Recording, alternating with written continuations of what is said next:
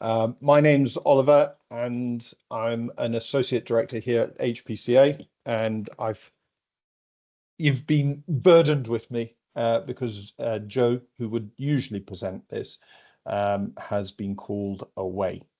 So if anything goes disastrously, please don't be too harsh.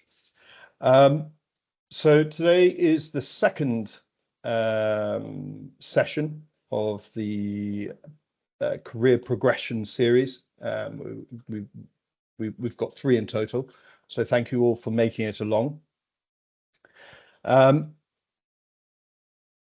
Rochelle, CJ are the main stars of today, so quick intro and hello from them. Hello all. So thank you again for joining us today on the second session. Obviously, my name's CJ. I'm the Partnership Development Coordinator at APM.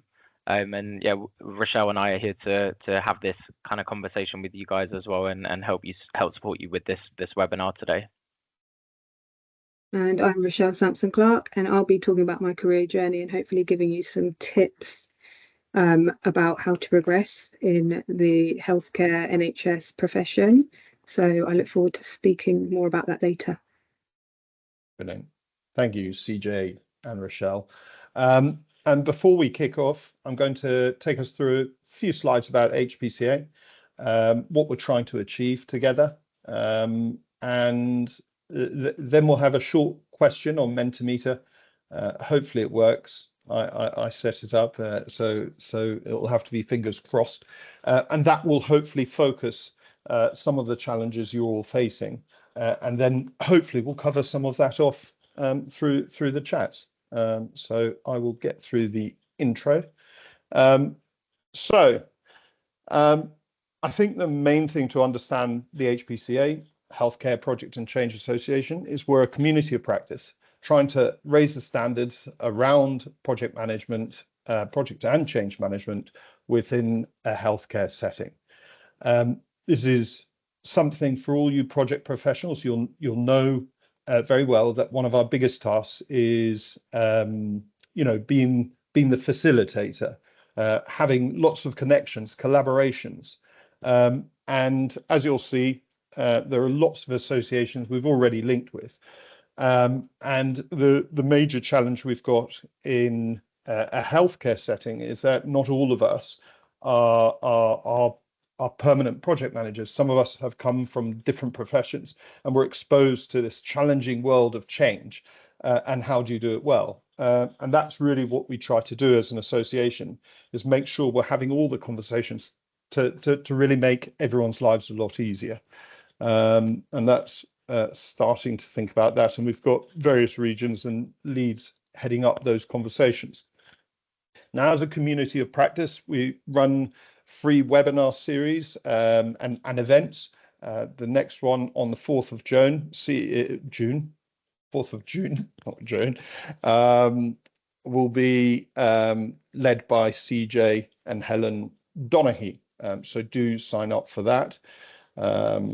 And if you can't make it, thank you, Helen, for sharing that link. But if you can't make it, you can always access it later on YouTube. But it's always best to make it to the events live so you can ask the questions as we go. Exactly like today, do use the chat, do get involved. This is a community of practice. There are no silly questions. It's all, the more we can explore stuff, the better we get at stuff, right? And then there are a few free webinars that you can see there, and as you can see, linked up with various other organizations to really help us reach as many spaces, because as I say, a lot of projects and change aren't delivered by dedicated project teams. It'll be by everyone, and how do we spread the awareness and get everyone involved? And hopefully with all your involvement, that's something, an energy we can only increase on. So do make sure you're looking at those events and getting signed up for those as well. And of course, we've got regional networks. So what we try and do within the regions is have dedicated communities of practice for each region, where we can have conversations around what isn't working in that region and how we can get it better. you know, liaising with hopefully the ICBs and, you know, having the right conversations to improve projects and change within those areas. Hopefully that makes sense. In the Northeast, I'm involved up here in the Northeast. I'm based in Darlington, which is right up in the heart of the Northeast, some would argue. But if there's anyone on the call in the Northeast, and Julie getting involved and saying, well, there's nothing in the Southwest either. I hadn't spotted that. If you do notice these things, get involved. You know, let's start it up. We'll support it. Okay. And again, put that into the chat and we'll follow up there, Julie. Thank you. Brilliant. And then some of the material we have around, there's some really specialist material where you're thinking about the challenges around change. TAM there on Change Ninja is constantly looking back, you know, ex-NHS professional and looking at Change Ninjas. It's quite a popular topic and quite a good community to get involved with. Then we've got SRO essentials, all of these a bit more specialist areas. But if any of those chime with you, do look at more information on the link there.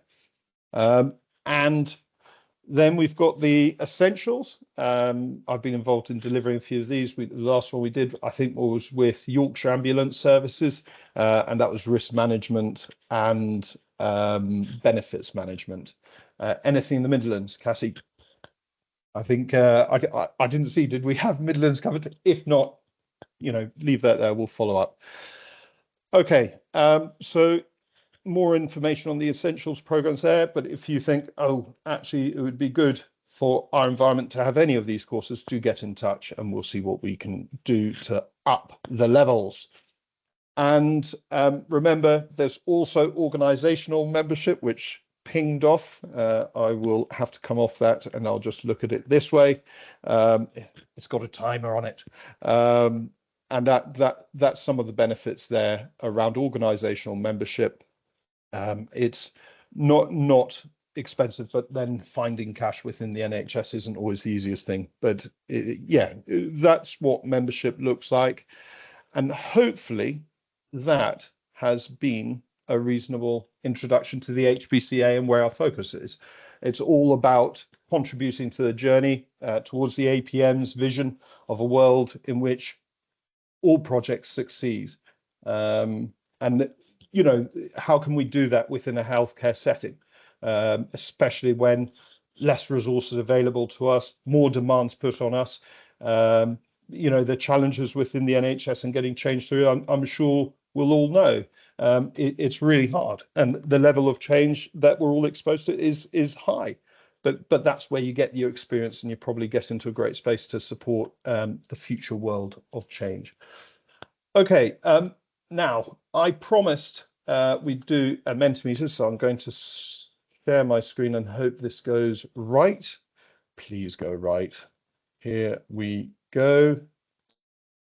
Has that worked? Excellent. Okay, so this last part from me, I hope. I hope I haven't been too long. I'm seeing you. What's the biggest challenge to career progression for project and change professionals that you see? As an individual, what do you think? Do start thinking about that. What stops you progressing? Okay, lack of opportunities, training funding. Fantastic. Thank you. That's what I love to see. And hopefully some of these already, Rochelle and CJ, are pinging up on your radars and you're thinking, you know, it's only natural. Self-limiting beliefs, absolutely. You know, Helen, Rochelle, CJ, before we move any further, is there anything I've left out that you think needs to be covered off? No, you're good. All right, brilliant. Yeah, all good. Okay, brilliant. Okay. Lack of opportunities seem quite large, so that's been entered a few times. Lots about funding as well. Yeah. Will you cover some of that, Rochelle, at all as you talk? Yeah, Brilliant. absolutely. Brilliant. Okay. Anything else that you're noticing? Yeah, brilliant. Opportunities, lack of opportunities is key. Yeah. Yeah, and the way the NHS is largely structured, there's only one position for a very senior member, and then everyone else sort of remains at that level, don't they? And that can be tough. Great. Okay, brilliant.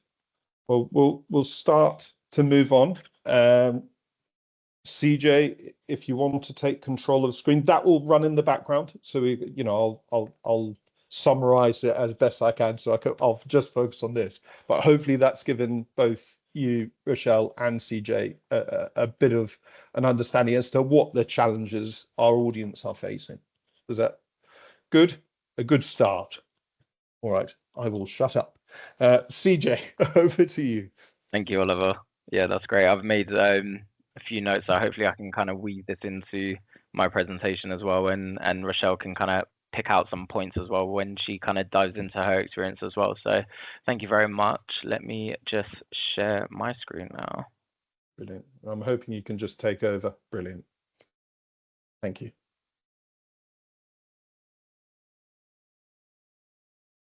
Perfect.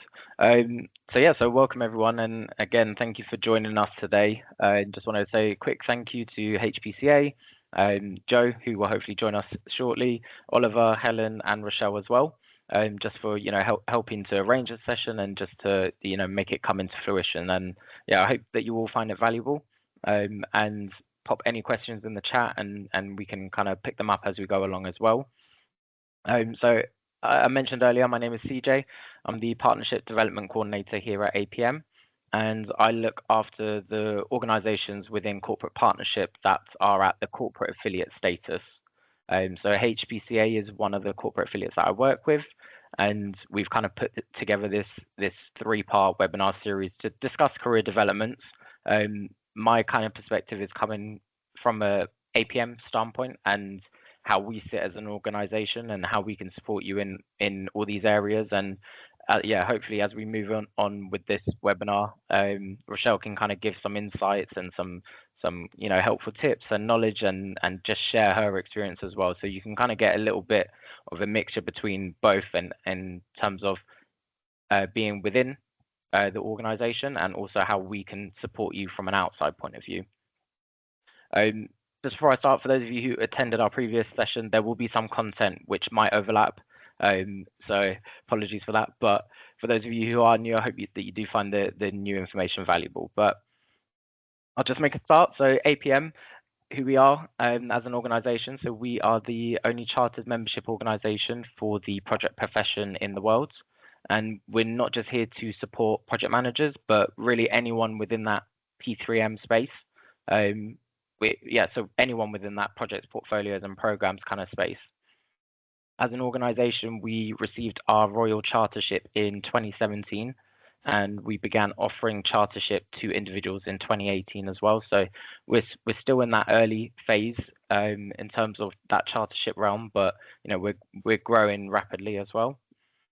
We are a membership organization, we are a professional body, and we also produce professional standards. So we're here to kind of help support individuals, wherever they might kind of sit and whatever they might need to kind of pull from maybe APM as an organization.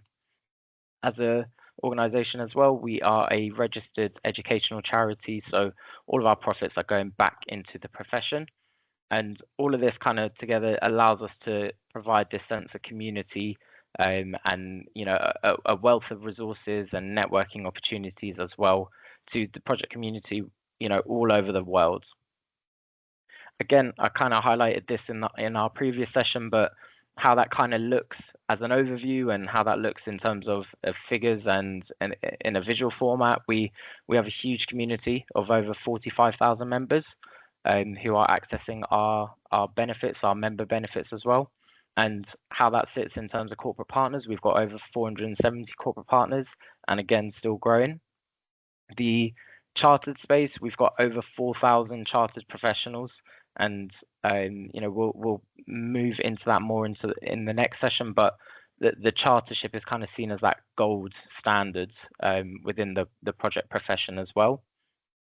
Once or every year we run over 18,000 qualifications as well, and these run from entry level all the way through to chartership. So previously I talked about the project fundamentals qualification. Today I'm going to touch upon the project management qualification as well, and the next session will kind of lead into chartership. And with the help of all of our volunteers, we've got over 850 volunteers, and our community as well. We can run over 200 CPD events per year as well. So there's lots of opportunities for networking, lots of opportunities for growth, and lots of opportunities to come together and help shape the profession together as well, which is it's an exciting time to be a part of. So the career journey framework, I did share this with you last time, but I thought it might be helpful to kind of see where it might align with the kind of topics that we're going to discuss today.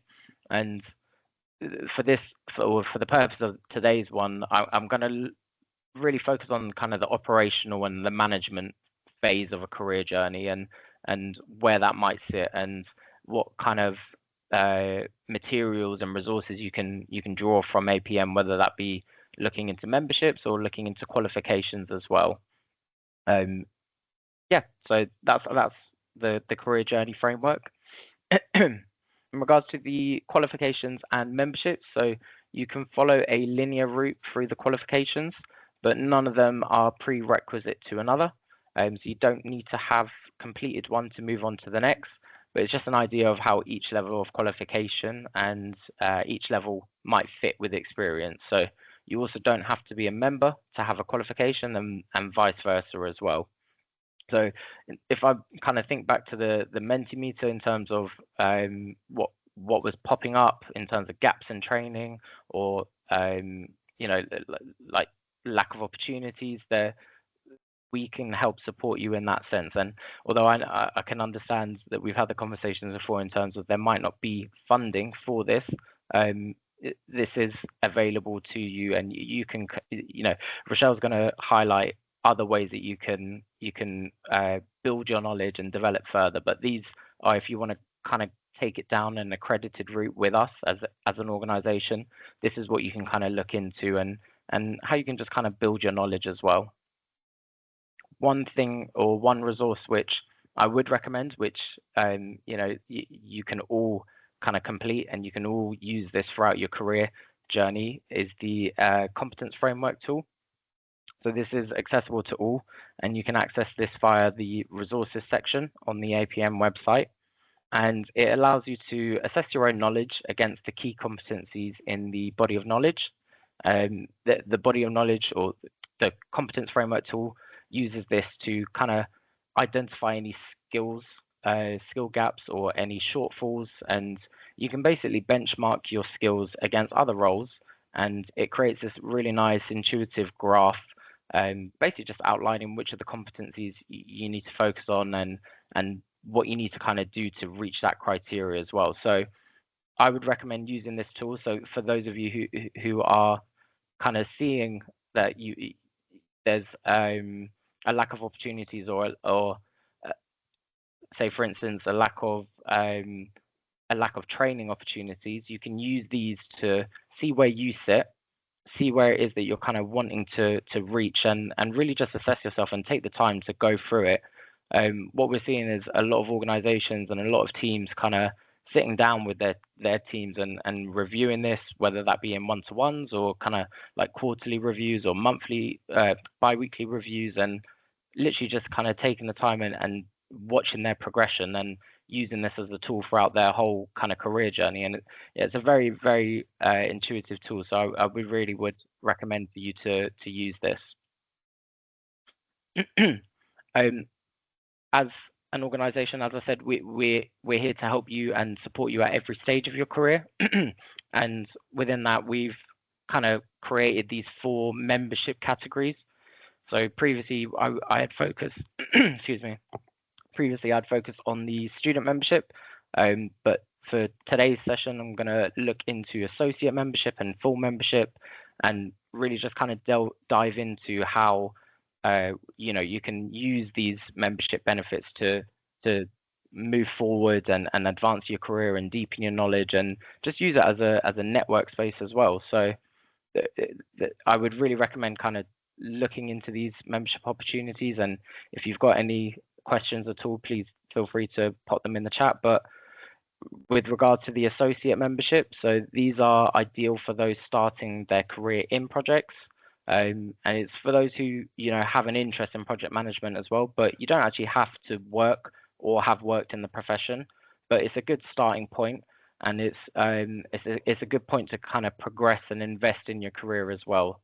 There's a lot of member benefits from this, such as the APM Learning, which is our online learning modular platform. So you can use this alongside the competence framework tool to deepen your knowledge and learn more in the areas that you kind of need to push yourself on.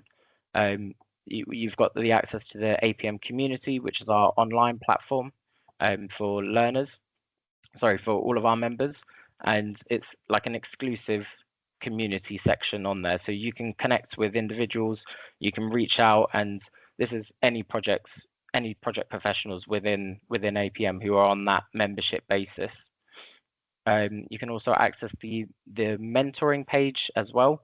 So for those of you who are kind of looking towards chartership or looking towards even a qualification, looking towards the project management qualification, or even applying for a full membership, you can pick a person on there, you can pick your mentor, you can do that geographically, you can do that based on interest, and it's a really good tool to just connect with someone who's actually been in that experience and who's gone through that as well.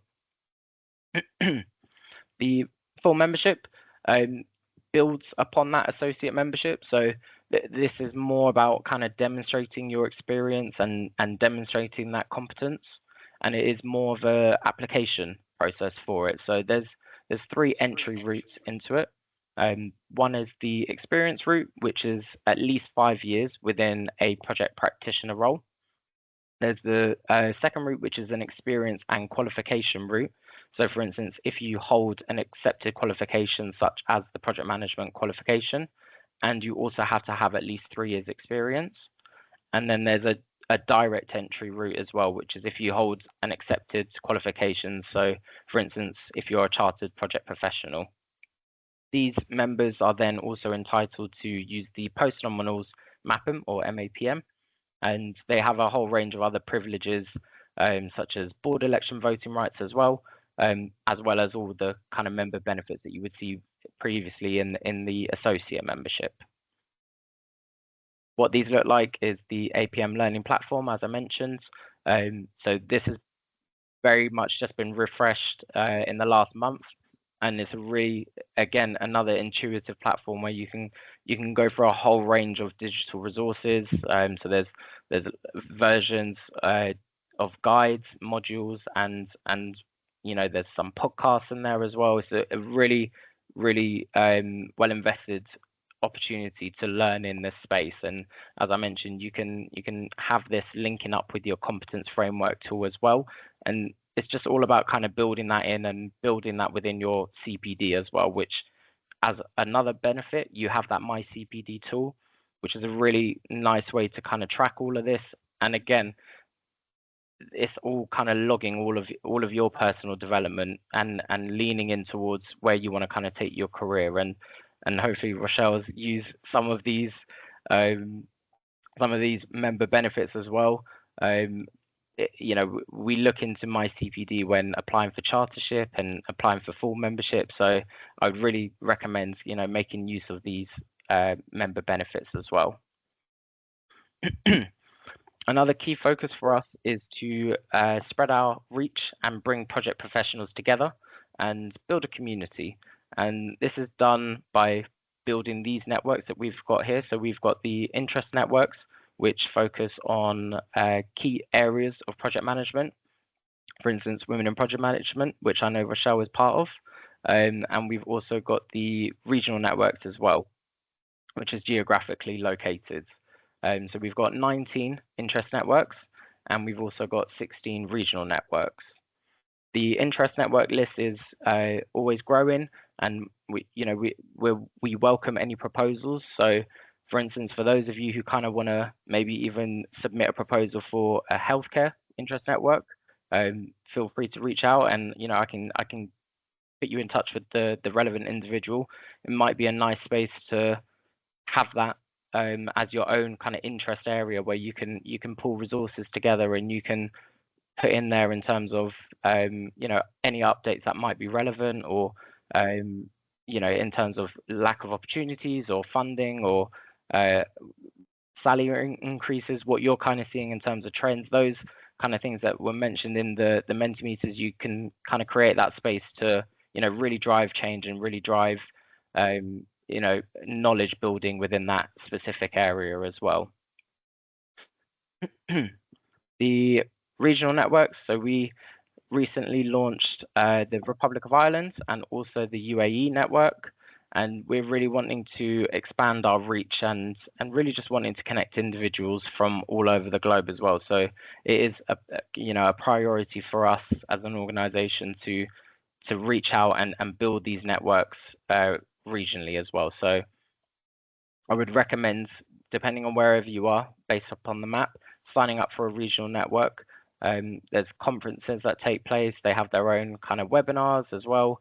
And yeah, it's a really good way to, develop. And as Oliver kind of mentioned, you've got these areas that you can reach out and network with and build knowledge as well. Yeah. And CJ, just jumping in on the slides you've just been through and this slide, I think there are some questions coming through, around professional development and just thinking about, well, my organization's not paying for anything. What can I do? And what I'd suggest is, start with the entry level membership with APM. Get involved with the communities. Here within the HPCA, subscribe for free. Keep on top of the community. We'll involve you, no doubt. But if you want to really start building towards that CPD that demonstrates you're a professional to sort of go into any role, I'd say APM membership within the project community would be very, very worthwhile. And I don't know if Rochelle and CJ obviously will agree with that. It's an investment in yourself, really, and you're investing in the kind of knowledge that you're going to gain, and what you're putting into it, you're going to get back out from it as well. So as Oliver mentioned, like starting at the kind of entry level membership, if you even want to go down the qualification route, starting at that entry level, and as you progress as an individual, you might see yourself progress either working through qualifications, you might see yourself progress either through membership, but holding that kind of either the qualification or even having that digital badge and aligning yourself with APM, it will create opportunities for you. You can, the more that you kind of shout out about it, and the more that you kind of spread your reach as well, the more it's becoming well known, and the more you're just investing into your kind of future and your CPD and your progression as well. So thank you for that, Oliver. And maybe just one slight suggestion further, if you really are struggling for cash and really can't find anything, reach out. There are always volunteer opportunities within the regions. Get involved, support events, see what's going on. If you really don't have access to cash, I know we're in a tough old time, and particularly within the NHS, we're all, or when I was working there, you are paid so little compared to what the industry standard is. I think average wage for a project manager is about 420 a day, £420 a day, and we know in the NHS that's just not possible. So yeah, there's that as well, and even just the kind of you might even be in a position to give back as well. Like you might be in that position to share your knowledge as well, and making use of that in the community section, or making use of that in terms of volunteering. you'll learn from yourself as well in terms of how, like, what you've learned. Giving back to the community is fulfilling in that sense as well. So I completely understand that there's a lack of funding, and it's very hard to kind of progress that way, but you can progress in other ways as well. So yeah, it's just exploring all the options really, which hopefully I'm here to present them to you. But yeah, so thank you anyway, Oliver. So in terms of the qualifications, as I mentioned, we touched upon the project fundamentals qualifications to begin with. I'll just briefly talk about the project management qualification, and then I'll hand over to Rochelle.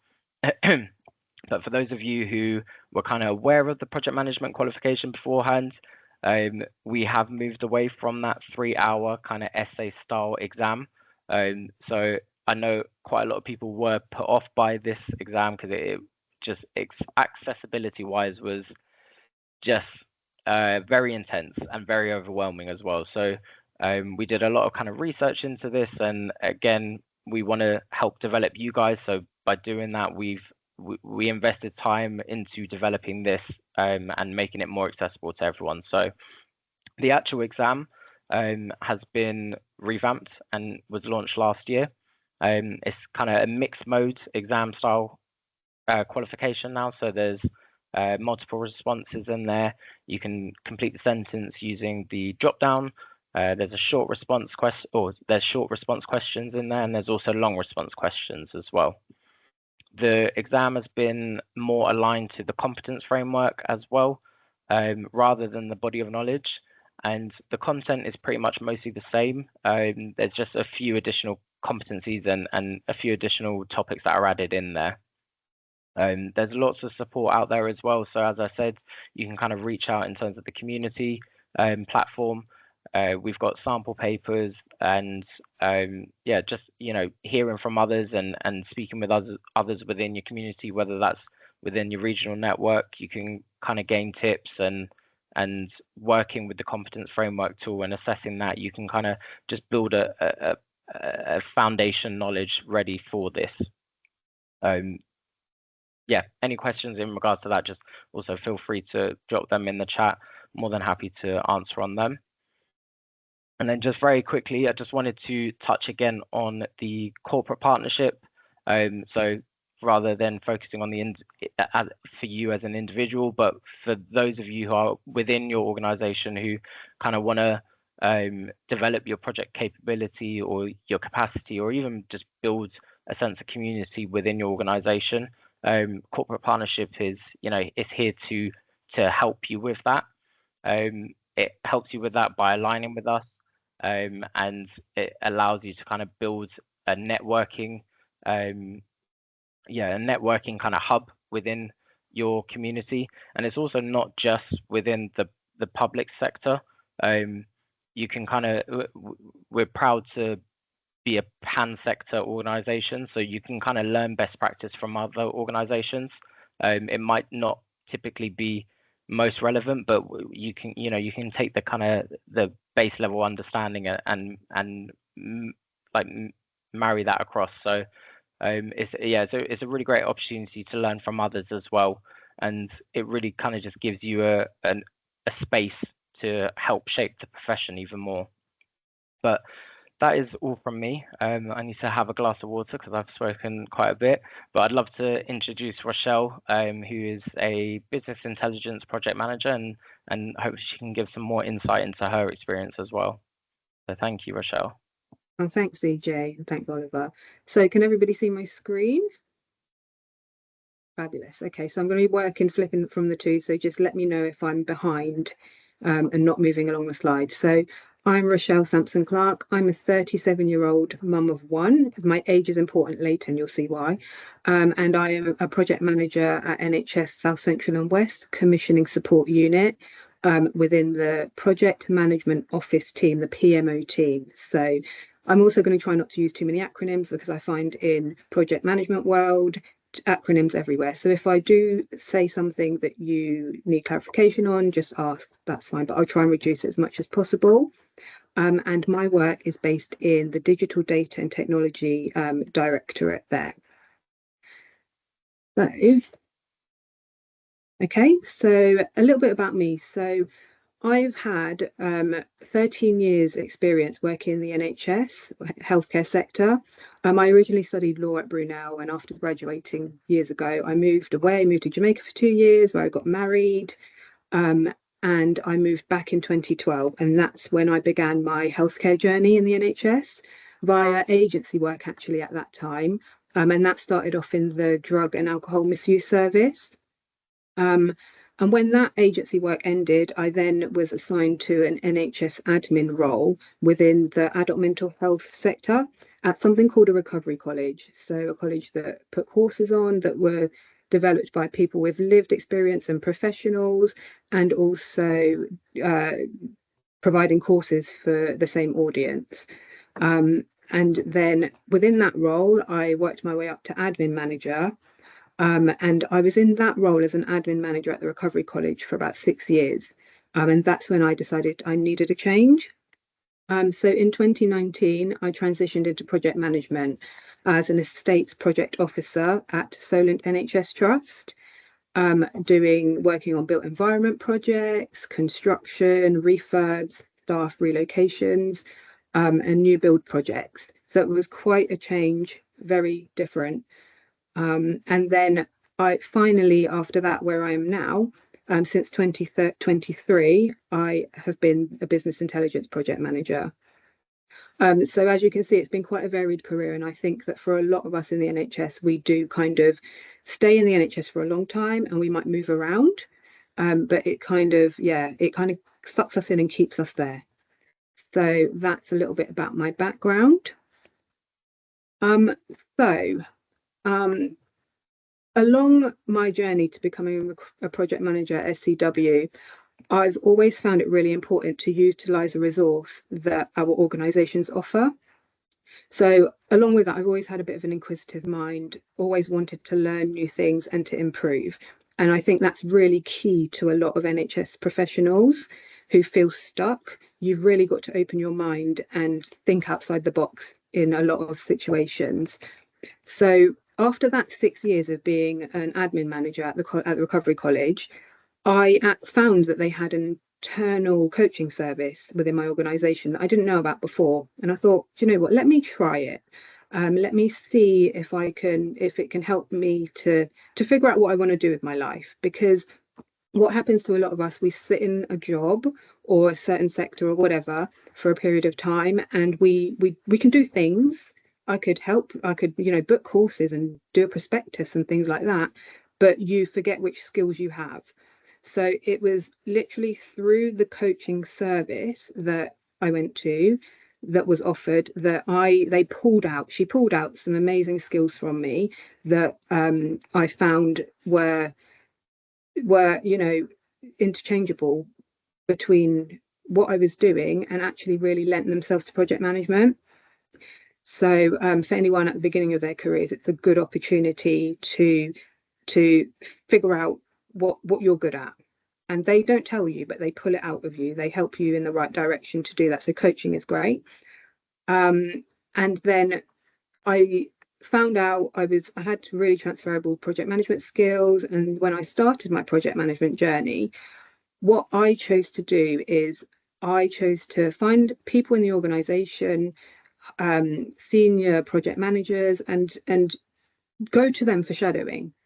So I would say to them, I'm not working on your project, but can I shadow you? Can I come to site with you at that time? And can I learn from you? And that kind of shadowing and mentorship from well-established members of a team is really important too, because it's that on-the-job training, those skills that you're going to learn that will help you. So I sort of built up a portfolio. Oh, good practice. Oh, I've seen him do this, or I've seen her do that. And also it helps to build relationships, because a lot of projects you work on or you go to shadow, they might not know you, but seeing your face around, people get to know you. You find out who's key in your organisation to go to that's going to benefit you in your future projects, your key stakeholders basically. So finding senior people and asking to shadow them, or for some mentorship, is a really great way to overcome some of those barriers of not having qualifications. But again, on that point, when I began my project management journey, I didn't have any formal project management qualifications.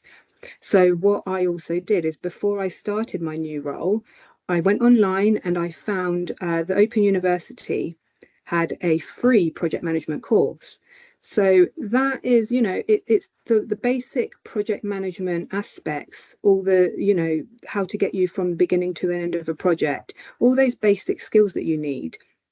So I didn't want to go into my role as a project manager not having a clue what to do. I had transferable skills, yes, but knowing the terminology, knowing the process, those were all kind of things that I learned from other free courses to prepare me. So always make use of those opportunities that are external and not necessarily within the organization that you're working in. There are some great free resources out there. You've just got to find them. So moving on through that, a few months actually, within my role into project management, I was fortunate enough that my manager offered out the Project Management Degree Apprenticeship. And that was with the University of Portsmouth. And that was a 3.5-year degree. And at that time I was about 33, 34, had a 5-year-old who just started school. I was like, I don't want to do this. I don't want to learn anymore. I did a degree. I at least want a master's now. But with an opportunity like that, which I believe HPCA are able to provide more information about apprenticeship specifically as well, that apprenticeships are great opportunities if they're offered to you.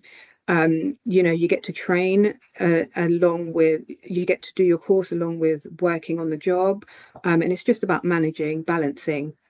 So I'm hoping that more healthcare NHS organisations open up to doing these apprenticeships, these non-clinical apprenticeships, which is really important. So it's something to research into, to look into, and go to your training and development department, because it's all levy based and stuff, and it's technical, but it's doable. So during my apprenticeship, so I started the apprenticeship, began a few months, COVID hit, but before COVID hit, a member of APM, the Association for Project Management, Casper, he came to visit us at the university. And that was the first time I'd ever heard about APM, didn't have a clue who they were, what they did. But that's where Casper was explaining about volunteering and being part of a project management community. And that's when I decided I was going to join APM and see what it was about. So another thing to that is, based on what CJ was saying about memberships, at that time I was an apprentice, so I could apply for free student memberships. So if you're in an apprenticeship in your organisation or education, then you can apply as a student member. You need a student ID, email address or something like that. So that's another way to start your project management, journey with the APM. And then once I joined APM, I then found the networks like CJ was talking about, and I joined WIPM, Women in Project Management Network. Also, another thing about the apprenticeship is that as part of the apprenticeship, you sit the project management qualification exam. So you don't just get a degree apprenticeship, you also get a qualification within that. So it is tough. At that time, I didn't get to do the nice qualification that they have now. I would have much rather to sit it now than I did back then. But you get that as well as part of the apprenticeship. So it's a great way to really top up your skills. So yeah, apprenticeships are really great all round. It's just, trying to juggle your life. That's probably the hardest thing that I found. Okay, moving on. So When I look at the opportunities I've had simply from volunteering, joining the Women in Project Management Network. So I originally started off as a wellbeing subgroup lead. So networks run differently, but within WIPM, there are subgroups. So with the mental health background, I was able to impart my knowledge in that and my passion. And we did things like projects where I co-wrote and developed a workplace wellbeing profile, which, if you see that photo in the middle, the purple one, me and my two WIPM colleagues were able to present at the Women in Project Management annual conference in London in 2022 in front of 250 people, or something ridiculous. And actually, I'm quite an introverted person, so doing that was stepping so far out of my comfort zone, but it was a great opportunity that I couldn't pass up. So these are the type of opportunities that you get outside of your organization, but help to build you and grow you as an individual, and to learn skills that you're either going to use in your workplace or you're going to use to improve and then move along as you go through your career journey. So yeah, I would always encourage people to do things that feel a bit uncomfortable and put themselves out there, because I'm not really a peoply person, to be honest. I've picked the wrong career, but so doing things like that and starting along that journey has really been helpful. And then since then, I've been asked to speak at webinars about my journey into project management, and I always focus on the growth mindset and opportunities to learn, because I would say when I had my son and stuff, I kind of wanted an easy life. Like, okay, I know I want to be a good project. I know I want to change my career, and now I'm in project management. I want to progress, but it's tiring. I've got lots on and stuff. But I kind of found this growth mindset, and the opportunities to learn are always out there. So you've got to be really open-minded and positive about where you want to go. And from these opportunities, again, I've done podcasts about careers, about NHS, or progression apprenticeships, and blogs and things like that. And these opportunities have only been possible from expanding my network and visibility and being part of a wider network, because I could have quite easily just been quite introverted and it's really difficult to progress your career when you're on your own and there's no one around you, or there's not like-minded people, or it's people to learn from, because it's not just about learning from your NHS colleagues, your healthcare colleagues, your organizational colleagues. It's about learning from the private sector, learning from big organizations, small organizations, how they do it, best practice, tips and skills that you can use in your organization, whether that be agile methodologies, waterfall, whatever it is, adapting it. And so it's really good to broaden your network. Okay, and then another thing I'm really, really keen on is the idea of internal recognition. So any managers out there, team leaders, whoever you might be. So I was really, really kindly nominated for an internal non-clinical Apprentice of the Year award in 2023. And I saw the nomination. I was like, oh, that's nice. Didn't dress up for the event or anything. Went to the award, and I won non-clinical Apprentice of the Year. So that's that picture down on the bottom corner there. And this is such a minor tool when it comes to staff motivation. As it's been said, we know we work in healthcare, and we know that it is challenging times, reorganizations, restructures, no money, no training opportunities. But these small things have such a wide, there's wide opportunities, because it's not only promoting the individual, it's promoting the team or the organization more widely.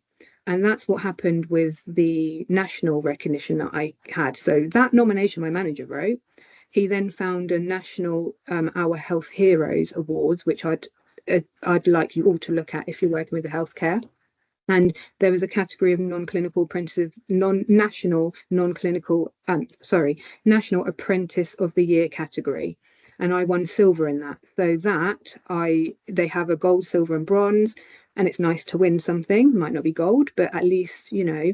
So these forms of recognition are hugely motivating and really, really good for you know, for publicity and to get your team, get you as an individual, get your team and your organization out there into a wider realm. So always do that if you can. Nominate your colleagues. It's such a small thing to do, but it has a huge impact. And oh gosh, I've lost you. Can you see it? Can you see my screen? The screen's still up, Rochelle. Okay, hang it's on. just a bit, there's nothing on this slide, I don't think. No, hang on. I've Okay. just moved the slides around. I was a bit too. No worries. Can you see my screen? Yeah, it's joining the dots across health and Yes, care. right. Sorry, let me just move along. Right. Whoa, too far. Right, okay. So again, in terms of the lack of opportunities within your organizations, so I have always made it my goal to look at all training courses, not just the statutory and mandatory. That's not enough. I've done courses like emotional intelligence, presentation skills, CV writing, interview skills, agile project management, which was a free course. I've looked at YouTube, webinars. I've joined APM webinars, broadening knowledge. I've done also a Leading with Confidence course, which was actually offered by my organisation, which was 6 months. And then also the Prince 2 Foundation and Practitioner, which was offered through my organisation. So if they're offered to you, always find the time to do them because they're invaluable. I would say reshuffle your calendars and make it happen. If the training budget is there for that period of time, grab it while you can. And also signing up for networks, like I've mentioned, interest networks within your organisation, but also external organisation networks to broaden your network and who you have interactions with. Okay, so my tips for all these challenges that we know we've faced, and I've faced them through the 13 years I've worked in the NHS. So when I worked in mental health, we talked all about self-advocacy. You have to advocate for yourself. Your colleague's not going to do it for you. Your manager's not going to do it for you. You need to have a plan. We're project managers, a lot of us. You treat your life and your career like a project and have your goals and have your start date, your finish date, and where you want to get to. And if you don't ask, you don't get. So you can ask your manager, you can go to your training department. If you're not getting what you need, search for opportunities externally in terms of training and development, free courses, like I said. Upskill, always upskill. You're never too qualified. It's best to be well-rounded and have skills in lots of different areas. You might work in a clinical setting, but that doesn't mean that you can't do non-clinical thick courses and stuff. And last time I checked, statutory and mandatory training, you can just go on and click it and go through the course if you like, and then you get a certificate at the end. So whatever you can do, try to do, upskill, and learn from failure. So I would always say that being told you can't do the course, then that's not the end of it. Really put time into yourself. If you have the money to invest in yourself, always invest in yourself. You'll get a great sense of purpose and from spending your money and then seeing something happen, and then you're able to progress your career. Also, apply for jobs that you don't want. Practice your CV skills, your cover letters, your interview skills. That's learning from failure. You learn what you did incorrectly, and it helps you to grow. And also network, like I've said. So sorry, I know that was super quick, but I know we are really, really short of time. So I'm more than happy to answer questions and anything now. Sorry, yeah, it's a bit quick. No, by the looks of the reactions and the types of questions coming through, I think it's perfect. Rochelle, thank you so much, and CJ. And just offering further, because from all the comments, all the focus on Mentimeter, and seeing all your comments, it just strikes a chord with me. And you know, that area when you said self-advocacy, it's the most important thing I would suggest in everything is, as a project manager, you're on your own. As project professional, you're on your own. The funding disappears, everything goes, and it comes down to how much you believe in the journey you're on. It really does come down to this, and that's why I sort of say, well, you know, if you haven't got the money or anything, just get involved with the community, get volunteering, get, you know, reach out. This is what the HPCA community is all about. It's recognizing the challenges that certainly exist within the NHS. Funding can disappear tomorrow. You've suddenly got to move into a different role. You've been operating at potentially a band 7 type role. You suddenly move back into a band 5 role. It's horrible, but there's nothing really to support us on these journeys, and just keep our fingers or toes in the water and be able to get back into the career we probably got a taste of and really enjoy. But this is what this community is for. The APM, I would suggest, is when you really are deciding this is definitely the career you want to go down, get in there. This can be a community where you haven't quite decided yet and you're just exploring, you know, checking out the noise. But yeah, Rochelle, CJ, you know, it really does feel like you've given great insight to participants today. Are there any further points from you? You can see the questions as well as I can. And is there anything that you sort of thought, oh, sorry, Rochelle. You go ahead. You go ahead. No, I was just gonna say I haven't had a chance to look through the chat properly, but I'm more than happy to answer questions or anything like that. But yeah, just you think outside the box, do what you need to do to progress and to get to where you want to be as well.